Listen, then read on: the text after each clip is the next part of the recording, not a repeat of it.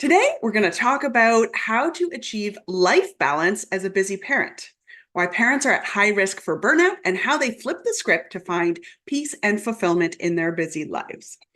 And so I find it interesting that people talk about job burnout, like burnout caused by the demands or environment of our job. And people talk about parental burnout, same thing, but with the demands of parenting. But there's not a lot that talks about like just life burnout, like burnout from all of these factors, having to juggle work responsibilities and parenting responsibilities and family and friends and your partner or like dating or whatever else you've got going on in your life. That's what makes most of us burn out. It's not just one thing, not just your job or just your kids.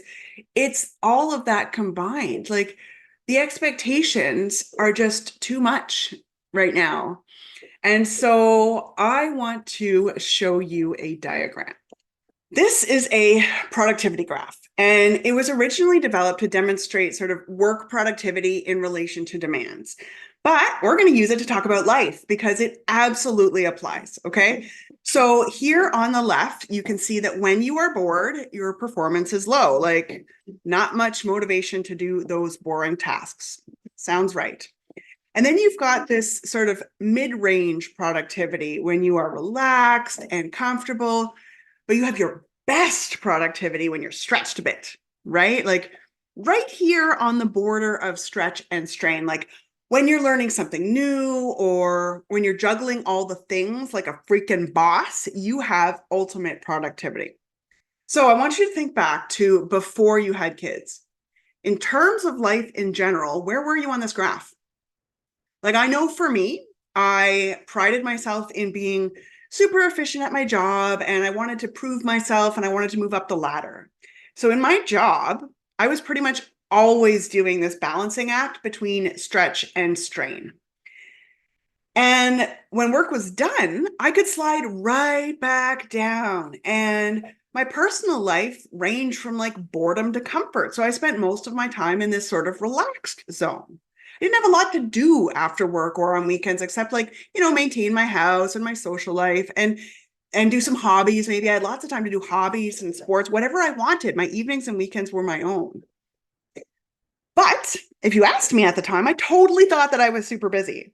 But looking back at how I see it now, as a life of a busy parent, I had it easy. I was high performing at work. I relaxed in the rest of my life. That was maintainable for me, doable for me. So, what about you?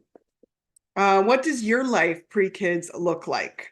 Where would you find yourself on the graph? Did you have different aspects of your life, like my work? I was in a different spot than in my home. Okay.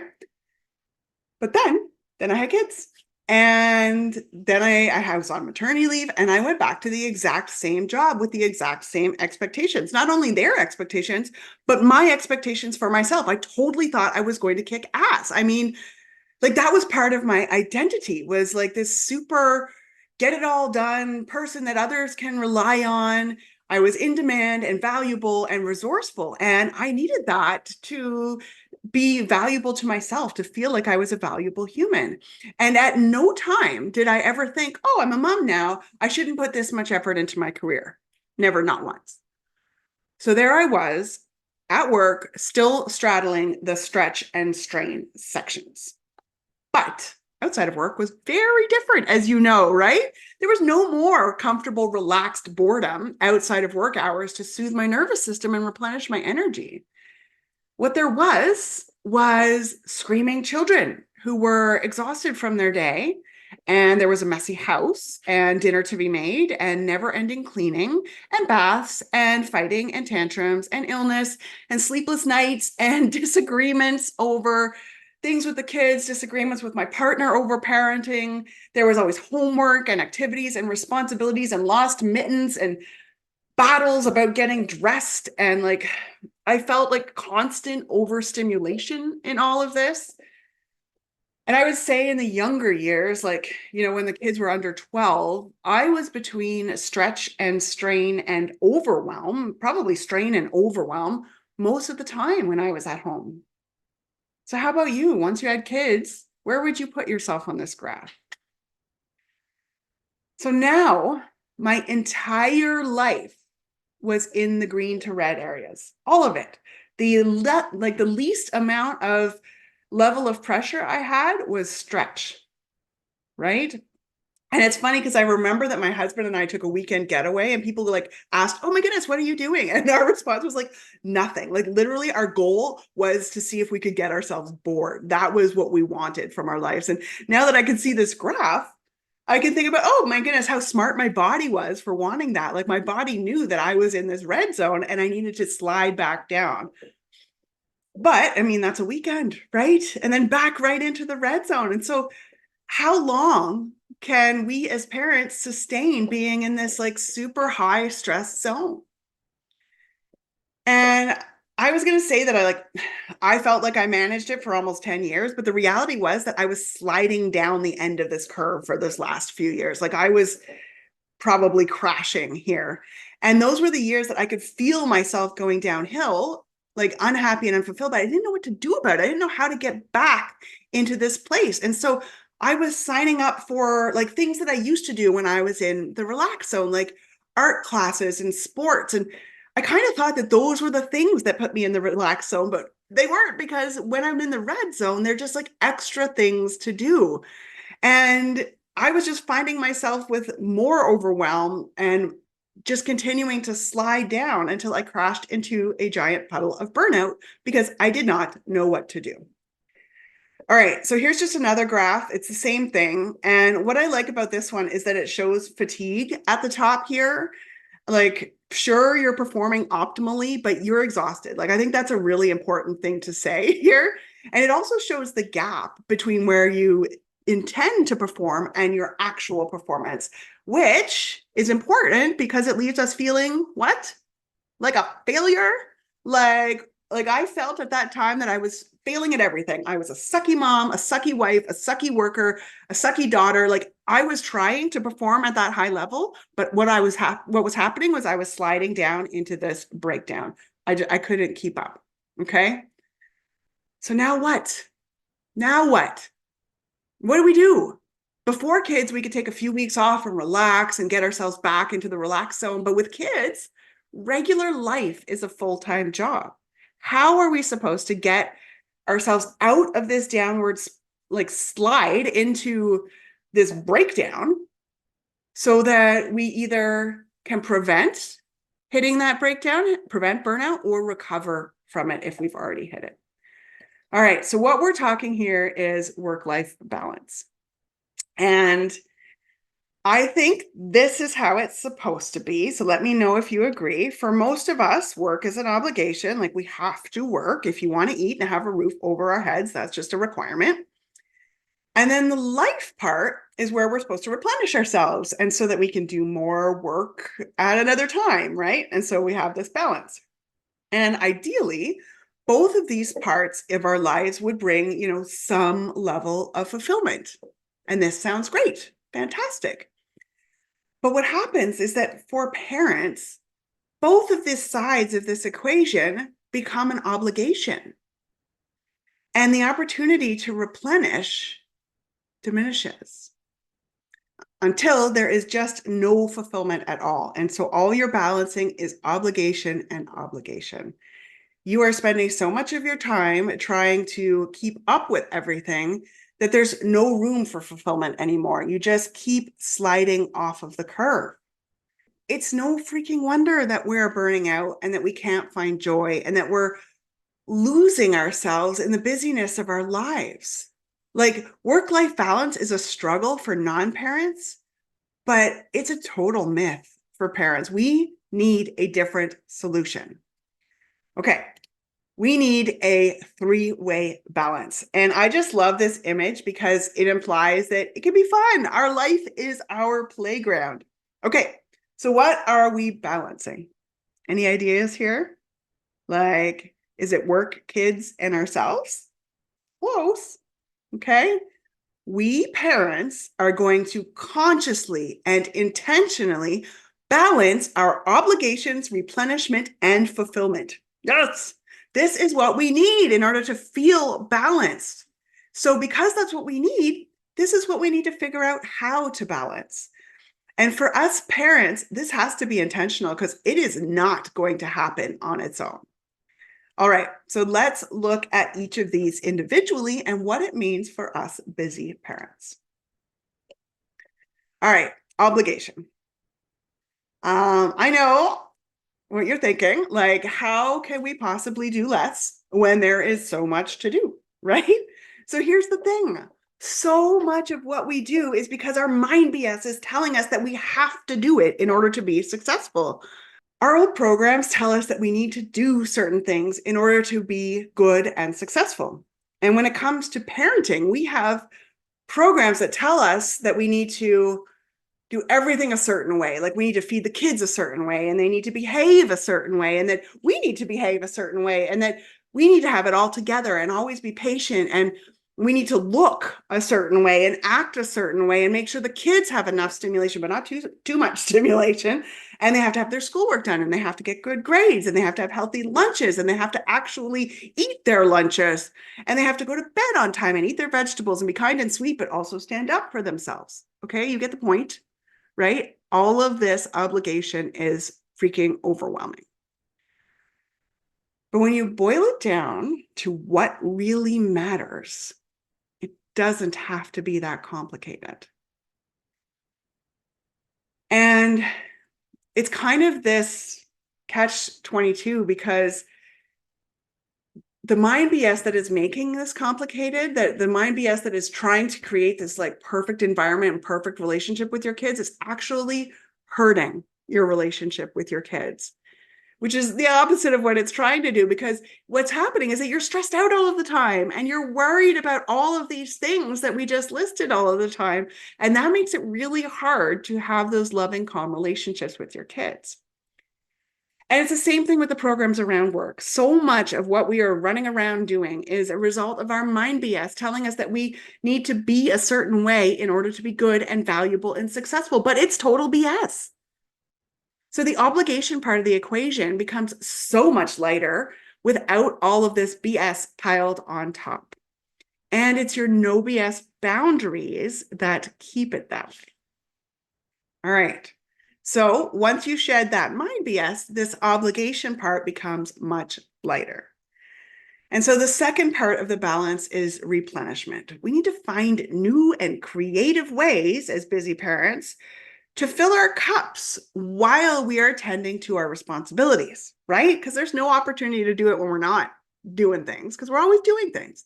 And so the most effective way to do that is to start linking your mind, body, and soul. And this was an astonishing revelation to me.